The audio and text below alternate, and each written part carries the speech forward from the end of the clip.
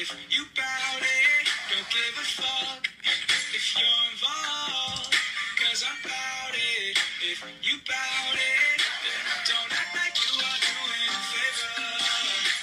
But honestly, I swear you're my savior, girl. And I don't know if I'll see you later. So I'm bout it if you bout it. Champagne for breakfast. First things first, never put you second, girl. Don't be stressing, I forgot to mention I'm bout it. Don't be offended, I fucks with you cause you're down to earth. Got an ounce of perp if you're down to burn. You got a plan and you're still in school. Oh, you got a man, but that shit is cool, right? And if you like, you can stay for the night. Don't stay for the love, don't stay for the life. Know my name, then say it to me twice. Let me hear that shit, let me see that shit. You can be the one if you wanted to. Oh, you got games, you can keep that shit. Girl, come and let me know what you wanna do. Be who you wanna be. I will not blame you. Do what you wanna do. Don't wanna play you. If you would come with me, then I would take you anywhere you want to go. Yeah. Even if you're looking for the one, and I couldn't be it, you'd be sure to see that I won't just go and take home anyone. Deja food, the feeling you're having the same food at every event. But now, there's a cure. I got tacos. Tacos. Whatever you're... I'm about you, girl. See, I don't know you at all, but I'm about it. Peace and love, black family. Peace and love, black family. This is the Prince of Pan-Africanism, the notorious RBG, the most requested black scholar in the world, Dr. Umar Johnson, your personal certified school psychologist and doctor of clinical psychology. This is my first Facebook, Instagram live in quite some time. I was banned from Facebook and I was also prevented from uploading on Instagram. So in the new year, my plan is to send all of my videos through my website, drumarjohnson.com, which is under construction. So make sure you thumbnail the website because I'm going to start directing everything through the website since these European platforms keep on banning me and shutting me down for absolutely no reason at all. Also, let me say that so far, I will still be making the FDMG announcement on New Year's Day, January the 1st. I will be going live from Instagram and Facebook. So make sure you mark your calendars on New Year's Day. I don't know the time, but I'm just going to pop up on you on New Year's Day, God willing, to let you know where the first Frederick Douglass and Marcus Garvey Academy will be. There's a small chance that I may have to delay it a week or two. I'm hoping that's not the case. So far, we're still on schedule for New Year's Day. Peace and love to all the brothers and sisters who came out yesterday here in Suffolk, Virginia to support our young African brothers and sisters in their concert. They did a tremendous job, a wonderful job, put on by the Temple Bethel congregation. Very, very powerful. Next stop is Atlanta, Georgia. You are next. Atlanta, Georgia, you are next. Tomorrow night, Shrine of the Black Madonna, Ralph David Abernathy Boulevard in Atlanta tomorrow.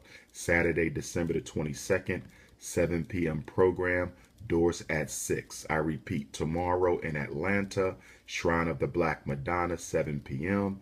Saturday, December the 22nd in Atlanta, doors at 6, program at 7.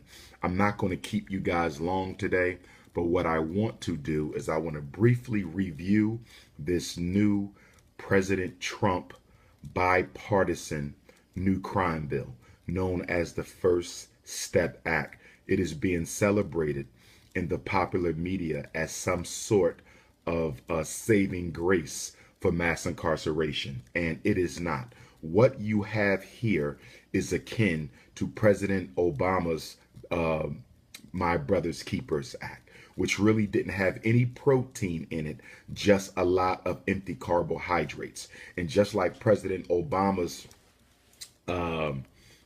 My Brother's Keeper initiative was filled with a bunch of useless nonsense and really only threw money at the problems facing young black males. As you can see, it's made absolutely no difference in the lives of black males. This First Step Act signed by President Trump is just like the Obama's Brothers Keepers Act. There's very little protein in this, but just a whole bunch of empty carbohydrates. Now, from the beginning, let me say this.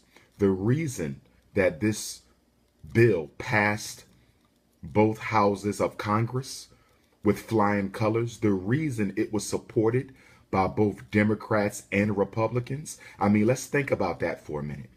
Let's think about that for a minute. When was the last time we had a crime bill that was supported by both the Democrats and the Republicans and that passed both the Senate and the House with flying colors? We would have to go all the way back to 1994. That's right, more than 20 years ago, to the Bill Clinton's crime bill. Okay? And why did the Bill Clinton 1994 crime bill pass both houses of Congress with flying colors? You know why? Because everybody was happy that it was going to swell up the prisons more than ever before. Three major provisions of the Bill Clinton crime bill from 1994. Number one, it gave us mandatory minimum sentences for nonviolent drug-related offenses. Number two, okay, a mandatory federal 3 strikes and you're outlaw. Okay, get 3 felonies and you'll be in jail for the rest of your life. Number 3, welfare to work. It forced a lot of poor and underprivileged, particularly single black mothers. It forced them off of welfare and into work. Okay, and then on top of that, it paved the way for the criminalization of child support. The criminalization of child support was also an outcome of Bill Clinton's 1994 criminal federal crime bill. So we know that whenever the Republicans and the Democrats get behind a crime bill, it's normally because it's going to hurt black people, not help black people. And the one thing Bill Clinton gave us in that 1994 crime bill was what, brothers and sisters? Midnight basketball. Midnight basketball. So after you created 3 strikes and you're out, after you created mandatory minimums from nonviolent drug-related offenses, you then give us a midnight basketball program. And black politicians and the black bourgeoisie and black preachers celebrated Bill Clinton's crime bill. The only thing you got out of it is a stereotypical, okay, run and jump Negro basketball program out of the Bill Clinton crime bill. That's what you got. Now, let's look at this new one, the First Step Act. You know why this was celebrated by both houses of Congress? You know why this passed with sweeping, with flying colors? Is because it does really nothing. It does almost nothing to change the unfair criminal injustice laws in this country imposed against black people. That's why it passed. That's why it passed. There's no protein in this. So I'm only going to keep you guys for an hour today. I'm only going to keep you for an hour, but let's look at this, okay? I'm going to go through it. Let's go through it. See, black people have a bad habit of celebrating victories that are not even victories. Every time a law gets passed and somebody says, this is good for you, we automatically say, this is good for us without reading the fine print. But I have the fine print. I have the fine print. I'm not listening to CNN. I'm not listening to Don Lemon. I don't care what Oprah Winfrey has to say about it, okay? I'm not waiting for Conan O'Brien, okay? I don't need a Soledad to tell me whether or not this is good. We have to read for ourselves. Stop letting other people interpret your reality for you. Stop letting other people interpret your reality for you. Because when you let other people interpret your reality for you, they control your narrative. They control your narrative. If you're going to let the New York Times and the Washington Post and USA Today and the Philadelphia Inquirer interpret your reality, then you're giving them the right to control your narrative. We can't afford that no more. This is the last year of our 4th century in America. Take a minute to think about what that means, brothers and sisters. This is our last year of our 4th century in America. Our 1st century under white oppression, mind you. We were here before, but I'm speaking of those of us, including myself, who are the descendants of enslaved Africans who were brought here as property on ships. That's what I'm talking about. For us, this is the last year of our 4th century. That's significant. 1619 to 1719. was our first century. 1719 to 1819, our second century. 1819 to 1919, our third century. And by the way, our most progressive century. 1819 to 1919, the birth of Frederick Douglass to the rise of Marcus Garvey. 1819 to 1919, the birth of Frederick Douglass to the rise of Marcus Garvey was our most progressive century, okay, in the diaspora since our fall from prominence in Africa. And then the last century, 1919 to 2019. And I don't know what the hell this is. I don't know what the hell this is, but this is the last year of the African in America's fourth century. 2018, our last year. So we got to do some serious house cleaning, some serious soul searching, some serious narrative changing, and some serious relationship assessments. We need to review our relationship with the Democratic Party. We need to review our relationship with the black church. We need to review our relationship with the black businesses, the United States government. We need to renew our relationship with God. We need to renew our relationship with each other, with the ancestors. The black man and the black woman need to review and assess our relationship with each other. Okay? We can't go into 2019 the way we're leaving 2018. We can't go into 2019 the way that we're leaving 2018. So let's get into this. Stop celebrating empty victories. When you celebrate an empty victory, what you do is you give the government an opportunity to take a break. You did this with Obama 8 years ago. You did this with Obama 8 years ago. You did this with Obama 8 years ago. A so-called black president gets into the White House and black people celebrate. What are you celebrating? Did you read Obama's program? Did you read Obama's agenda? Did you study the fine print? No, you celebrated it. Why? Because the black bourgeoisie said it was a victory. Right now, you're celebrating the First Step Act. Why? Because the black bourgeoisie said it was a victory. Stop allowing the black bourgeoisie to be your intellectual filter. Stop letting the black bourgeoisie be your intellectual filter. No one should interpret your reality but you. No one should interpret your reality but you. Let's go through it. Let's go through it. Washington, D.C., I will see you Friday. Washington, D.C., I will see you Friday. December 28th, Thurgood Marshall Center. Doors at 5, program at 6. Vendors will be in the building. In Washington, D.C., Kwanzaa Friday, December the 28th. Doors at 5, program at 6. Dallas, Texas, we not canceling. Dallas, Texas, you will see me. Dallas, Texas, you will see me. Sunday, December 30th, Dallas, Texas. First visit in almost 4 years. Last lecture of the year is going down at the Texas Theater in Dallas. 4 o'clock. Doors at 3. Next Sunday, December the 30th. Dr. Umar's last lecture of the century. The last lecture of the quadricentennial will be in Dallas, Texas, at the Texas Theater, 4 o'clock. Tickets, drumarjohnson.eventbrite.com. drumarjohnson.eventbrite.com. Donate to the school, FDMG Academy, P.O. Box 6872, Philadelphia, PA 19132. General donations for Dr. Umar's work, my travel, my other programs, expenses. You can donate through the Cash app, cash.me/$Dr. Umar Johnson. cash.me/$URDRUMAR Johnson. Let's talk about it. So what do we see first? And I'm reading from the Federal Register. Provides for increased programs designed to reduce recidivism. That's re-entry into prison. Provides for programs designed to reduce recidivism and provides incentives for participation in these programs. Programs to reduce the cyclical nature of mass incarceration. Let's stop right there.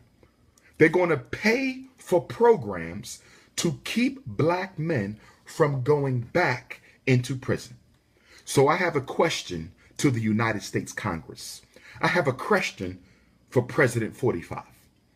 President 45, are you putting money into livable wage jobs for black men and women when they come out of prison so they don't recidivate?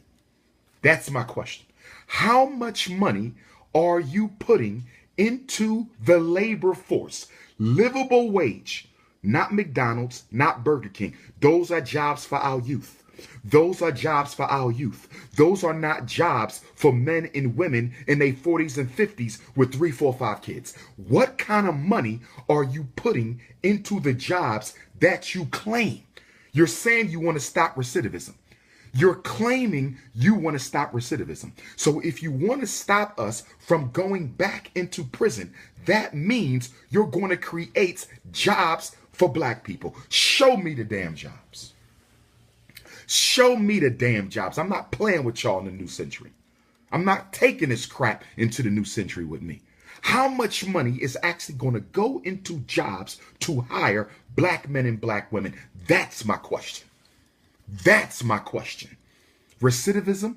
You know why so many black people go back into jail? Because they got to commit crimes to put food on the table. They have to commit crimes to put clothes on their babies' backs. They got to commit crimes because the homeless shelters are spilling over. They're overfilled and they don't want their babies sleeping on the street. So they go to armed robbery. They go to armed robbery. They start stealing cars. They start hustling credit cards. This is what they do. They get into vandalism and burglary to do what? Feed their family. Most crime is economically motivated. What are y'all going to do about that? I didn't see nothing about how much money is going to go into jobs. I didn't see nothing about business grants. I didn't see nothing about small business loans. So if you are serious about stopping recidivism and you know that all recidivism is based on economic devastation and desperation, all recidivism is based on economic devastation and desperation. So to the U.S. Congress, I ask you, to the Congressional Black Caucus who supported this, I ask you, where are the grants and loans for brothers and sisters coming out of prison so they don't go back? You know what these programs are?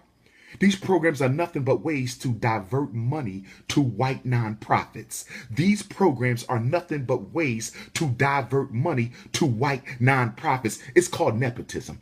It's called nepotism in the name of saving black people. Oh yes, President 44, Hussein Obama. President 44, Hussein Obama did the exact same thing. He did the exact same thing. My brother's keeper did nothing but throw money at the program using black people and saving black boys as a diversion and distraction from President 44 giving money to white liberal nonprofit organizations so they can eat food and feed their families on the backs of black people disguised as help for us. That ain't nothing but free money for white nonprofits. That's nothing but free money for white nonprofits. Next, implements. Now they're bringing in the psychology and the eugenics. Listen to this, brothers and sisters. Now they're bringing in the psychology and the eugenics. If you're having trouble on Instagram, go to Facebook. Dr. Umar Ifatunde. If you're having trouble, my Instagram family, go to Facebook. Dr. Umar Ifatunde. Ifatunde. All right? Now listen to this. Here's where the psychology and the eugenics is coming in.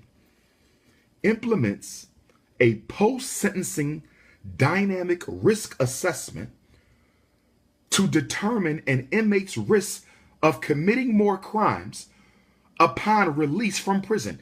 Stay with me, brothers and sisters. See, this is the IQ test for prison. Remember, I told you the IQ test does not measure how intelligent black children are, but they love to come up with these predictive assessments. We're going to predict how well you do in college. We're going to predict whether you can succeed on the workplace. We want to predict and predict. That's eugenics. That's eugenics, determining a person's potential based off of a superficial pseudoscientific white psychological instrument. Okay? How are you going to predict his risk of selling more drugs? How are you going to predict her risk of committing more crime? You can't predict nobody's risk of committing crime when they get out, except for the fact that you're not going to give them a job. That's how you predict it. No job, they will come back. You don't need no damn tests. This is bogus crap. This is bogus crap. Let's read it again. Implements a post-sentencing dynamic risk assessment. And you know how they love to create words. They love to create words. What is the definition of power? The definition of power is to define someone's reality and make them accept it. So they're going to create a dynamic risk assessment. Here we go. Another worthless, useless, racially biased psychological test. Another worthless, useless, racially biased psychological test. Another worthless, useless, racially biased psychological assessment. We're going to implement a post-sentencing dynamic risk assessment system to determine an inmate's risk of committing more crimes. Guess what, brothers and sisters? This doesn't help us because they never had that before. They never had that before. This is going to hurt because now they're going to bring in the white psychologists. Here we go. Here we go. Eugenics, population control. Here we go. Demonizing the African mind. Here we go. They're going to bring the white psychologist in, and the white psychologist is going to sit down with your father, sit down with your uncle, sit down with your brother, sit down with your cousin, sit down with your nephew, and they're going to ask them a whole bunch of tests. Come take these tests. We have some questions we would like for you to answer. Okay, this is what I do for a living. Certified school psychologist, 20-year master. We want you to answer some questions. And then after they answer the questions, they're going to score them. And they're going to do what? Interpret the data. And they're going to come back and say, based on our dynamic risk assessment for your potential for committing more crimes, you earned a score of a 95. That's very significant. And because you earned a score of a 95 on this racially biased, pseudoscientific, worthless, useless, culturally insensitive, glow-in-the-dark, X-Men, Black Panther, Superman, Batman, Caveman, Lord of the Rings as tests, you cannot go home. We have to keep you for 5 more years. Mark my words. I promise you, this so-called dynamic risk assessment, okay, for determining whether or not they're going to commit more crime is going to work against our brothers and sisters getting out. Mark my words. Now, let me ask you a trivia question. For those of you who have studied and followed me through the years, what is the relationship between your SAT score and your ability to finish college? What is the relationship between your MCAT score and your ability to finish med school? What is the relationship between your GRE score and your ability to finish grad school? What is the relationship between your LSAT score and your ability to finish law school? Guess what? The predictive validity of those tests is almost a 0. The predictive validity of those tests is almost a 0. The predictive validity of those tests is almost a 0. So can I ask you a question? Can I ask you all a question? If the predictive validity of every single test in America is almost a 0, useless predictability, if every psychological instrument used has almost no predictive validity, can you please explain to me how this new dynamic risk assessment is going to predict your risk for committing more crimes? Explain it to me. It can't.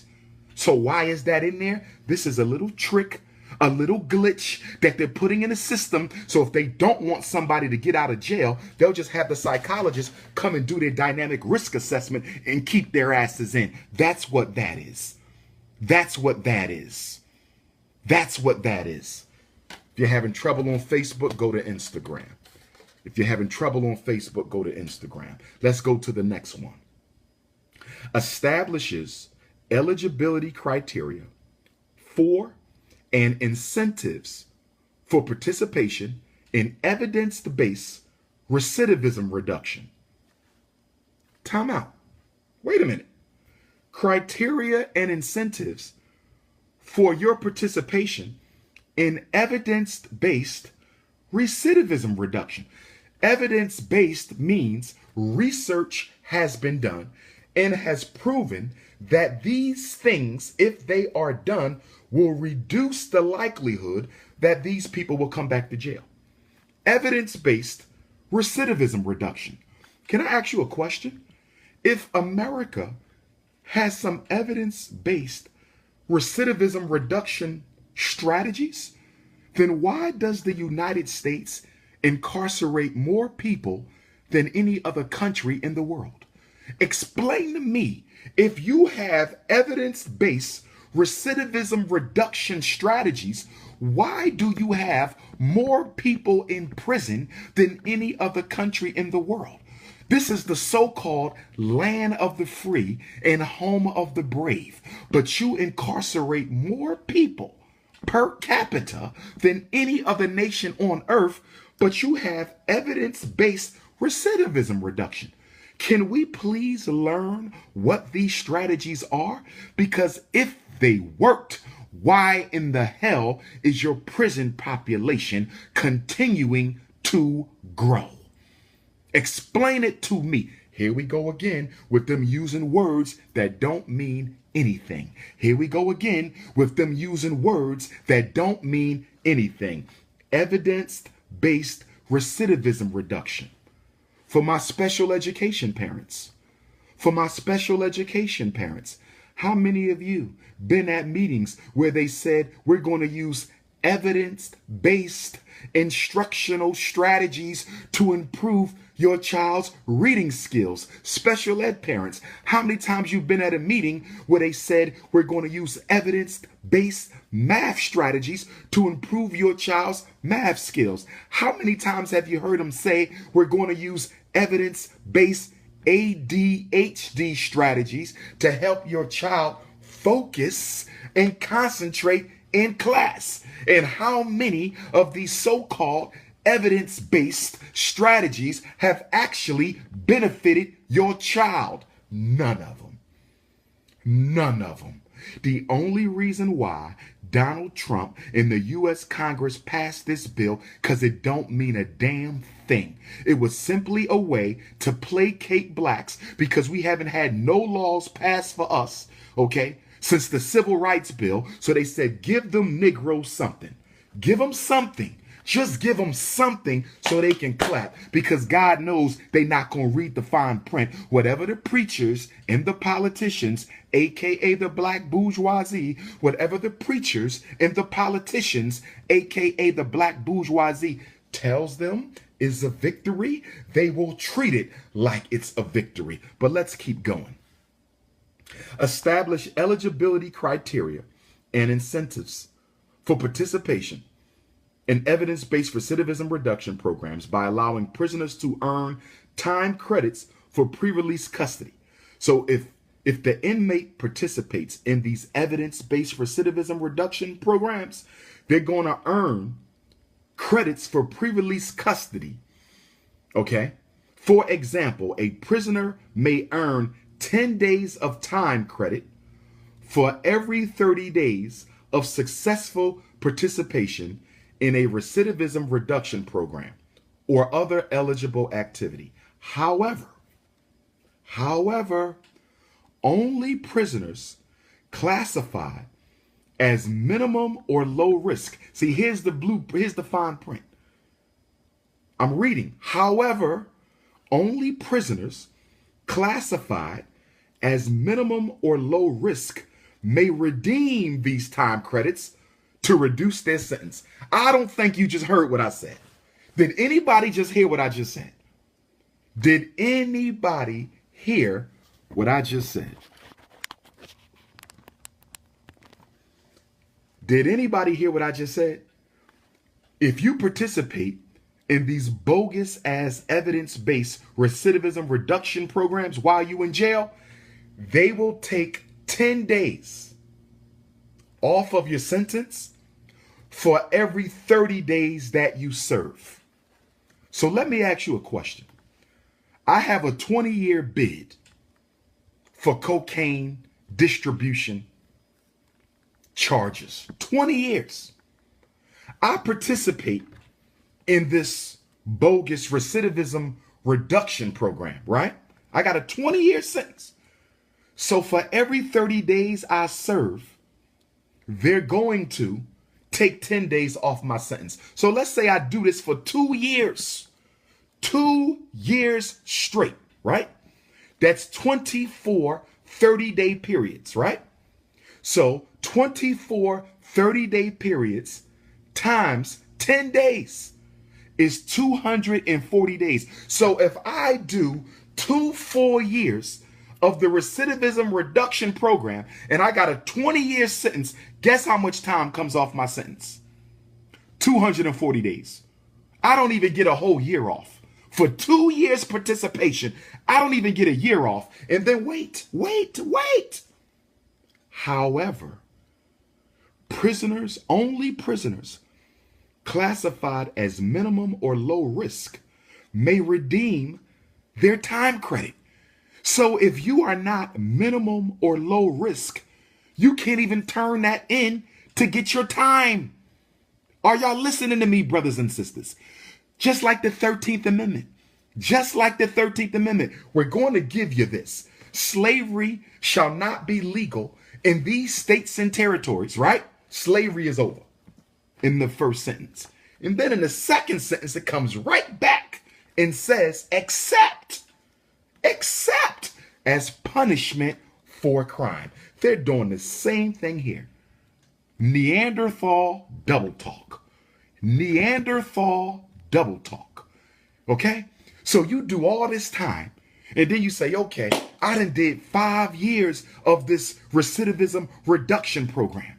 5 years. Y'all owe me 480 days off my sentence. And then they come and say, we're sorry. You are not minimum or low risk. And because you are not minimum or low risk, you cannot redeem your 10 days off for every 30 days served to reduce your sentence. And guess what they don't tell you? Who decides if you are minimum or low risk? Who interprets your risk assessment? Let's go back up. We have the dynamic risk assessment system. See how they play games with us?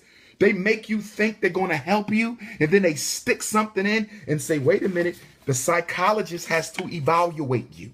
The psychologist needs to evaluate you, and after the psychologist reevaluates you, determine your risk. So one psychologist, one person can say he's moderate risk to reoffend. He's maximum risk to reoffend. And just because of what one person said, all that time you served in that phony ass recidivism reduction program goes right out the window, brothers and sisters. Stop celebrating laws until you read the fine print. Stop celebrating laws until you read the fine print. 1964 Civil Rights Bill. 1964 Civil Rights Bill. Okay? No discrimination against people of color, black people. Then they said, but you've got to include women, gender, and sexual orientation. Gender and sexual orientation. And behind gender and sexual orientation, everything we fought for went to other communities. Let's keep on going. So, in addition to the exclusion, preventing all but those classified as minimum or low risk. Let me read that again. I hope you're listening. In addition to the exclusion, preventing all but those classified as minimum risk. Did you hear what I just said? What did I just say? Everybody is excluded from benefiting from this incentive unless you are classified as minimum or low risk. So let me ask y'all a question. How many black folks in federal prison are classified as minimum or low risk? I ask you again, how many black folks in federal prison are classified as minimum or no risk? So let's keep going. In addition to the exclusion preventing all but those classified as minimum or low risk from redeeming time credit, the bill makes it clear that violent and high-risk criminals convicted of certain serious offenses are ineligible for pre-release custody programs. Violent, I can understand the violence. I can understand the violence to an extent because some of them were wrongfully convicted. So you can't just say violent offender because you don't know how many violent offenders took a plea bargain. You don't know how many violent offenders were innocent but couldn't afford adequate representation. So don't just say all violent offenders should be removed because you don't know if they were guilty. You don't know if they were guilty. But this says if you're violent, not only violent, but it also says high risk criminal. Here we go again. Neanderthal definitions. Here we go again. Neanderthal definitions. What is a high risk criminal? You know what a high risk criminal is? Whatever the psychologist says they are. That's what it is.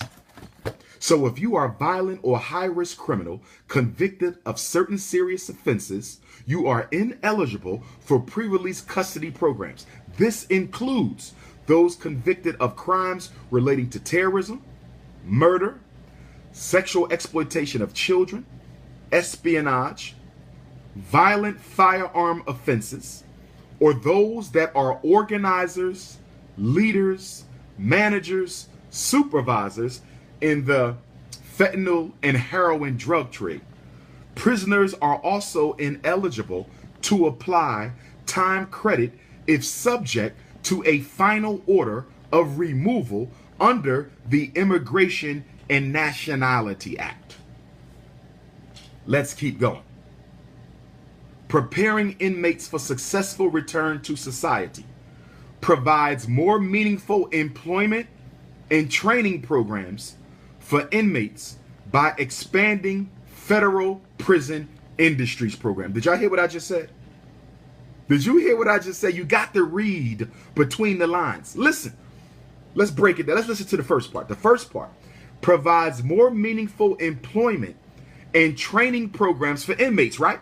So first you say that's not too bad. More meaningful employment, okay? And training, that sounds okay. Let's listen. Let's listen. Then listen to the second. By expanding federal prison industries.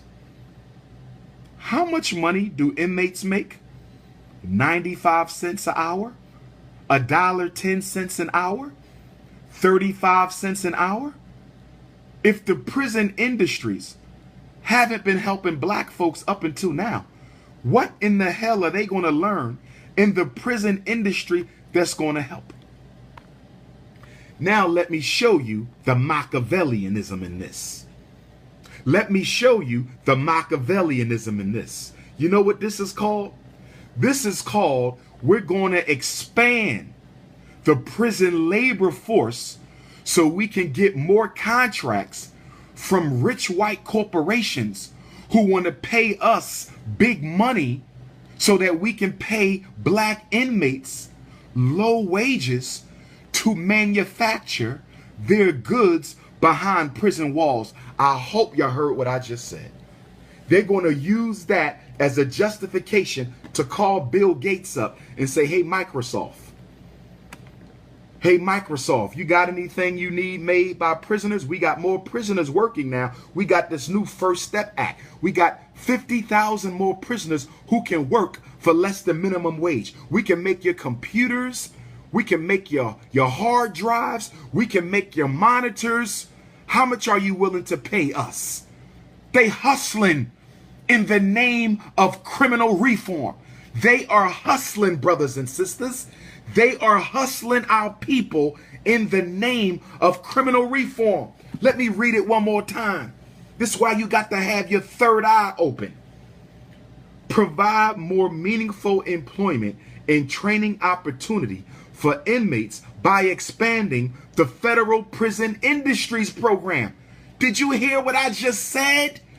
They're going to make more black men and women work for $1 an hour so Microsoft can get rich, so Walmart can get rich, so all the companies that rely on prison labor can make more money. But now it looks like they're helping poor black men and women learn valuable skills that they can use when they get out of jail.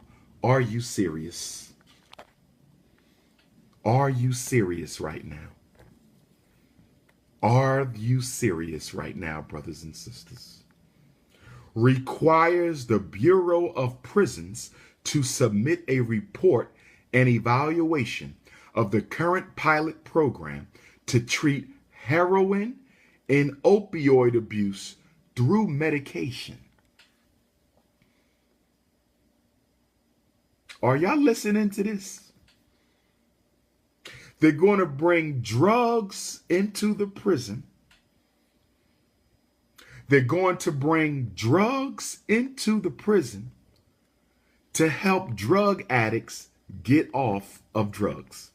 Does that make any sense to you?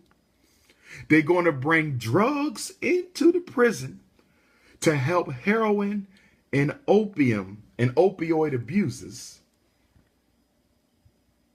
eliminate their addiction. No drug has ever stopped anybody from using another drug. No drug can heal you from a drug addiction. Let me say it one more time. No drug can heal you from a drug addiction. Let me say it one more time. No drug can heal you from a drug addiction. Let's keep going. Listen to this. If you have grandparents in prison, listen to this. If you have elderly in prison, listen to this. Extends the compassionate elderly release provision. Extends the compassionate elderly release provision from the Second Chance Act that allows the prisoner to request elderly inmates.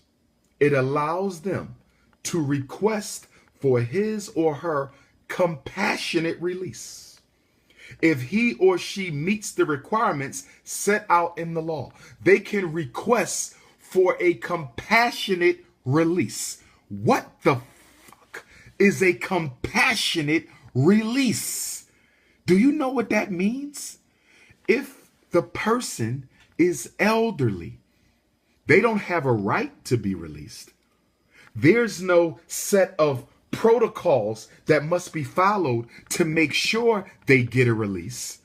They just simply say they can ask white folks, I'm an old woman, I'm an old man, can you please let me out of prison so I can go and spend my last days with my grandchildren?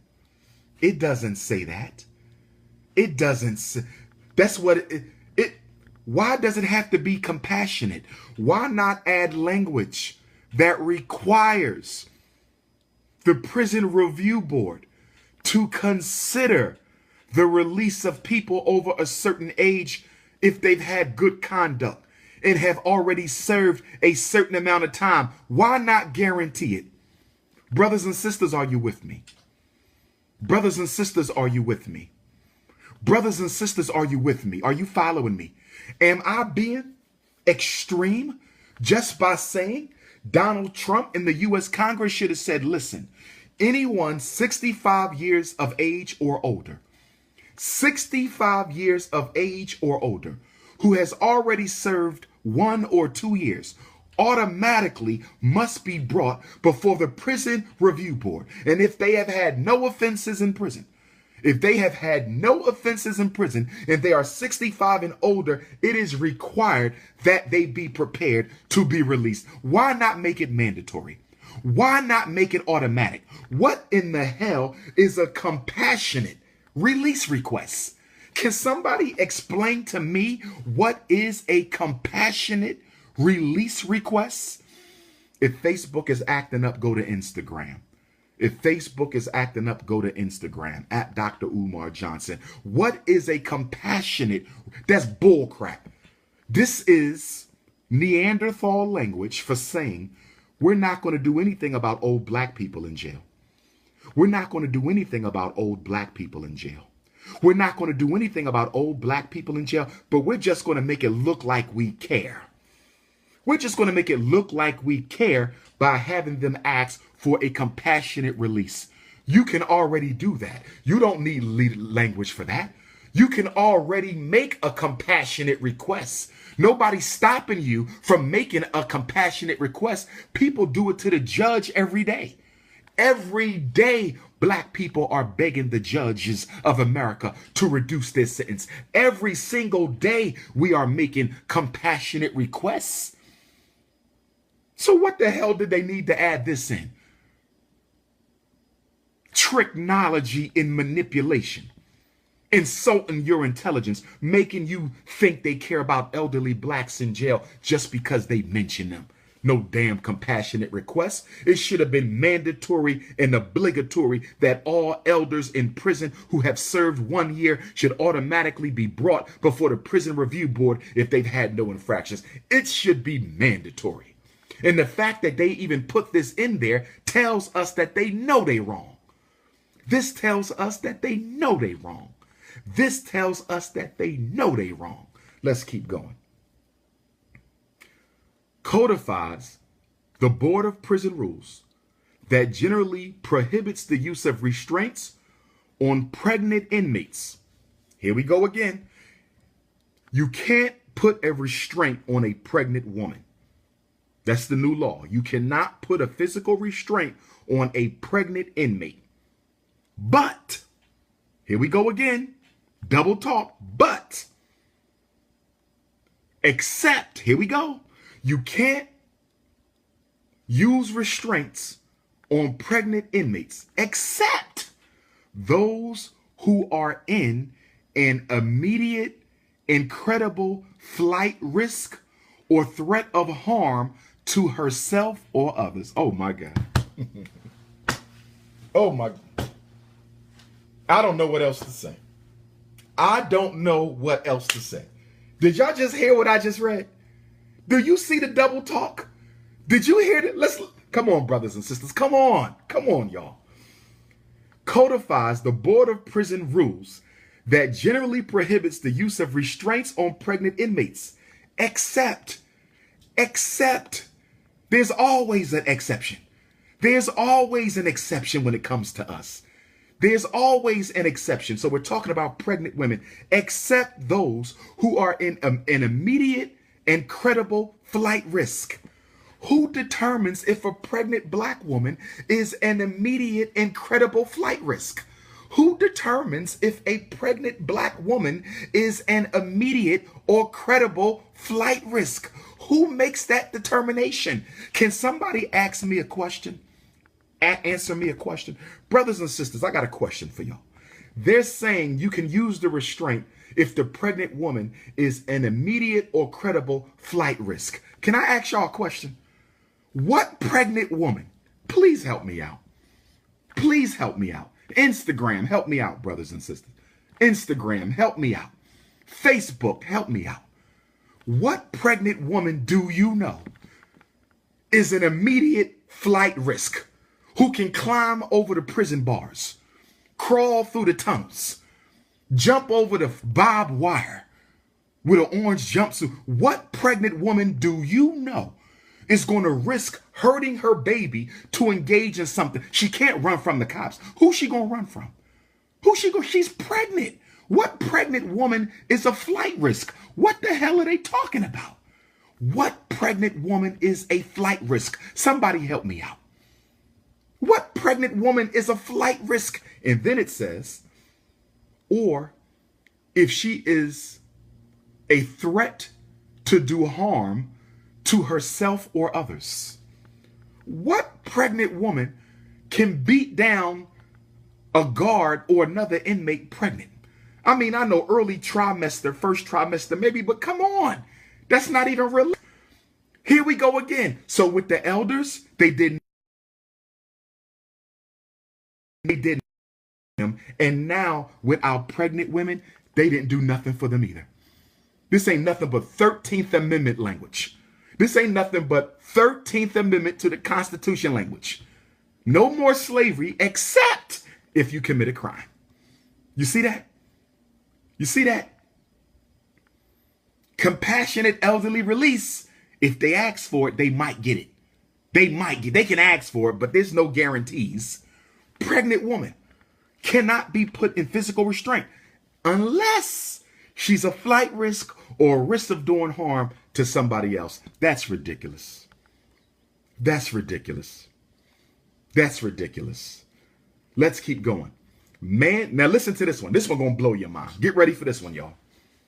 This is Dr. Umar Johnson, live in Virginia, and I am reviewing the key provisions of the new federal First Step Act, the new crime bill, the largest and most major crime bill that we've gotten since Bill Clinton's 1994 crime bill. That's what this is. 94 to 04 to 14 is 20 years. We're almost 25 years. We waited 25 years for this garbage. We waited 25 years for this. 25 years for this is what we're waiting for. And you got black folks running around talking about we got some justice. You know why? Because they want to stop your revolution. They want to stop your revolution. And the only way they can stop your revolution is to make you believe in the democratic process. They stopped your revolution with Obama. They stopped your revolution with the Civil Rights Bill. They stopped your revolution with the Voting Rights Act. And now they want to stop your revolution with the First Step Act. They said we better give black folks something. You better give them something because they ain't got nothing in a long time. Barack Obama ain't do nothing for black folks. All his laws was for other people. So we better give them something. Listen to this one. This one really gonna make you laugh. Mandates that inmates be housed. Listen, this is dealing with when they send our people far away from their homes. This is dealing with when they send our people far away from their homes. This is dealing with when they send people far away from their homes. Listen, mandates that inmates be housed no more than 500 miles from the prisoner's primary residence. So they're saying you cannot, federal only, not state. This is not state. This is not county. This is only federal. And of course, federal inmates are only 10% of all inmates. So this don't even apply to you unless you in Fed. Let me clarify, brothers and sisters. Let me clarify, brothers and sisters. This is not state. This is not county. This is only for those 10% of inmates who are in federal custody. If you are not in federal custody, what Dr. Umar is talking about does not matter to you. Everybody got me? This is Fed time only. So it's saying mandates inmates be housed no more than 500 miles from the prisoner's primary residence and grants authority for prisoners to save money in an escrow account to be used for pre-release expenses such as transportation and housing. No more than 500 miles. No more than 500 miles. Can I ask y'all a question? Here they go, insulting your intelligence. So your husband, your wife, your friend, your loved one is locked up. And the new law says you can't be locked up more than 500 miles, right? So let me do a little something. Let me do a quick map quest from Southern Virginia to Philadelphia, where I am now. I'm driving back to Philadelphia. Let's see how many miles it is. I'm driving back. We're ready to roll. Okay. Drive safe. Guess what? I am 300 miles from Philadelphia. A 6-hour drive. I am 300 miles from Philadelphia. A 6-hour drive. I am 300 miles from Philadelphia. A 6-hour drive. This says 500. This says 500. Do you know what that means? Do you know what that means? They are saying that the prisoner can be locked up, okay, a 10 hours drive away from where they live. Can somebody please explain to me how that is progress? Can somebody please explain to me, okay? Can somebody please explain to me how being locked up 10 hours from your house is progress? Help me. I'm gonna wait. I need an answer. I need an answer. Again, this is saying that you cannot be locked up more than 500 miles from your primary address. You cannot be locked up more than 500 miles from your primary address. You cannot be locked up more than 500 miles from your primary address. 500 miles is about 10 hours. 10 hours. So if I live in Philadelphia, I can be locked up 10 hours away in Indiana? That's progress? I could be locked all the way up in upstate Michigan if I live in Philly? That's progress? 500 miles is the best y'all could do? 500 miles is the best that y'all could do with this fake crime bill? Are you serious? Let's keep going. Clarifies the formula by which the Board of Prisons calculates good time credit for good behavior in line with original congressional intent. Under current law, prisoners can earn up to 54 days per year for good behavior in prison. So right now in a federal prison, you can earn up to 54 days off your sentence per year, which I think is sad. They giving us 30-year sentences. They giving us 20-year sentences, even 5 and 10-year sentences. And all I can get is 54 years for every 54 days off of every 365 days that I serve. That is sad. That is sad. And it does nothing to increase the minimum wage that they give prisoners. Notice you don't hear anything about an increase in the wage for prisoners. You don't hear anything about the increase in the wage for prisoners. Requires the director of the Board of Prisons to provide a secure storage area outside the secure perimeter for employees to store firearms or allow for vehicle lock boxes for firearms. What that got to do with us being in jail? I don't give a damn about no guns that the damn correctional officers own. What they need to bring their guns to work for? What they got to do with us? Why is that in here? What is that in here for? Okay? Somebody just said it. Tiffany Brown, excellent comment. Tiffany Brown on Facebook, excellent comment. Trump is really helping out his federal business partners. Thank you, sister. Thank you, sister. Very perceptive and insightful observation. All this is going to do, okay, is put more black inmates to work slaving for white corporations, expanding the damn prison industries. Expanding the prison industries. And the prison industries ain't nothing but a caveat for corporations who want to use cheap labor. The prison industries ain't nothing but a caveat for rich white corporations who want to use prison labor to keep their expenses down. That's all that is. That's all that is.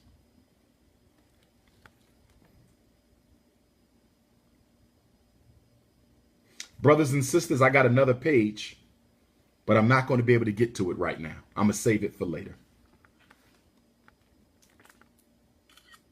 I have another page, but I can't get to it now.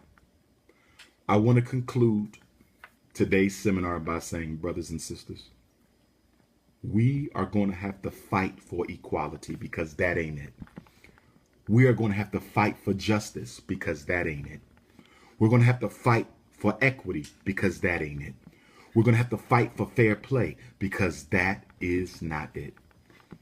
When I make my announcement about the Frederick Douglass Marcus Garvey Academy, which I hope will be New Year's Day, when I make that announcement, brothers and sisters, y'all better be ready. Y'all better be ready because it's going down, brothers and sisters. It's going down. I will be reinitiating Team Pan-African, the international movement for the independence and protection of African people. From within the walls of FDMG, I will be reigniting the National Independent Black Parent Association within the walls of FDMG. I'm looking for serious brothers and sisters. I'm not looking for Facebook addicts. I'm not looking for Instagram addicts. All those brothers and sisters who y'all love and follow, who y'all call leaders, who ain't led nobody no damn where. All those brothers and sisters who sit up on Facebook all day long, monetizing conscious rhetoric for YouTube dollars. All those brothers and sisters who sit on YouTube all day long, monetizing conscious rhetoric for YouTube dollars. They're useless. They don't care about you. Not one of them is doing anything of substance to help you. None of them. They're just addicted to being seen, and YouTube pays them for their addiction. They're just addicted to being seen, and YouTube pays them for their addiction. I'm looking for workers. I'm looking for workers. I'm looking for sisters who want to help me put together this international conference for the black woman that will be held within the walls of FDMG. I'm looking for serious black women, not petty black women, not black women who like to gossip about other black women, not sisters who want to steal other sisters' men, not sisters who got black skin supremacy problems, not sisters who got light skin supremacy problems, but real, authentic, unapologetically African women. That's what I'm looking for to help me put on this international conference of the black woman. I'm looking for serious black men, strong black men who want to help me put on this international conference for the black man. We're going to put on the first international conference for the Pan-Africanisms, Pan-African nationalists. We're going to do that. 1920 is the centennial anniversary of the Right Honorable Marcus Messiah Garvey's first international convention held in New York City. August of 1920 to August of 2020, we will be hosting at the Frederick Douglass and Marcus Garvey Academy. Mark your calendars now. Mark your calendars now. August of 2020, we will be holding the centennial first international convention of the Pan-African revolutionaries of the world in the walls of FDMG. I hope y'all ready. I'm not hitting nobody up. You hit me up. I'm not looking for you. You look for me. I'm an organizer. I don't have to search you out. You search me out. That's how this goes. I don't hit nobody up. You hit me up. But it's going down. The announcement is coming, New Year's Day, FDMG, and where the school will be, will serve as international headquarters for Team Pan-African, international headquarters for the NIBPA, international headquarters for the Independent African-Centered School and Homeschool Network. I will be hosting an annual homeschool and independent school conference. Much respect to CB, Council of Independent Black Institutions. I will work with you. I respect what y'all done, your legacy. I will work with you, but I still reserve the right to do my own thing. I still reserve the right to do my own thing. UNIA ACL, I will always be a member of the UNIA ACL. It's the movement of Marcus Garvey, but I still reserve the right to do my own thing under Team Pan-African. It is a new century. It is a new year. It is time for a new mindset, a new movement, a new mission, and a new manifestation of African glory. That's what I'm here for. That's what I'm here for. I'm ready for work. I'm looking for workers. Y'all just want to sit on YouTube and talk about the problem. Y'all ain't fixing nothing. Where are the workers? Is everybody addicted to YouTube? All I see is people making YouTube videos about the problem. Nobody's solving the problem. It's time to solve.